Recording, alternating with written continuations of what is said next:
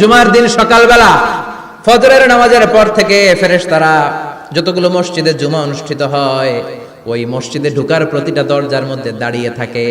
কারা কারা আগে আগে জুমার নামাজ পড়ার জন্য মসজিদে যায়, প্রত্যেকের নামগুলো একটা জান্নাতের রেজিস্ট্রি খাতার মধ্যে তুলে নেয়।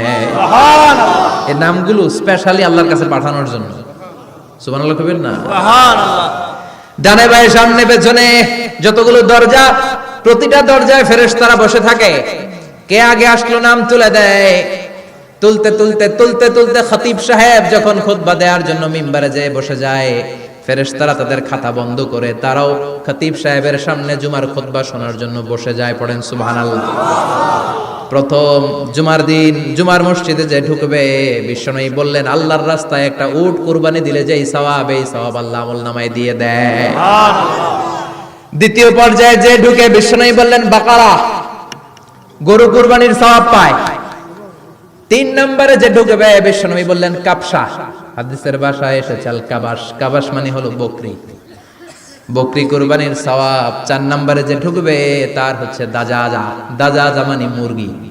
পাঁচ নম্বরে যে ঢুকবে, বিশ্বনবী বললেন বাইদা, নোয়াখালীরা কয় বয়দা, আমরা কই আন্ডা, কুমিল্লায় কই ডিম। আছে না নাই? তো এই বয়দা আল্লাহর রাস্তায় দান করে দিলে যেই সওয়াব, পঞ্চম ব্যক্তি ওই সওয়াব পাবে। এই পাঁচজনের পরে আর লেখালেখি নাই, বাকিদেরটা নরমাল এন্ট্রি করে সব ফেরেশতারা খুতবা শোনার জন্য বসে যায়। সুবহানাল্লাহ। তো জুমার দিনে আগে আগে যাবেন তো ইনশাআল্লাহ? সবাই রাজি আছেন?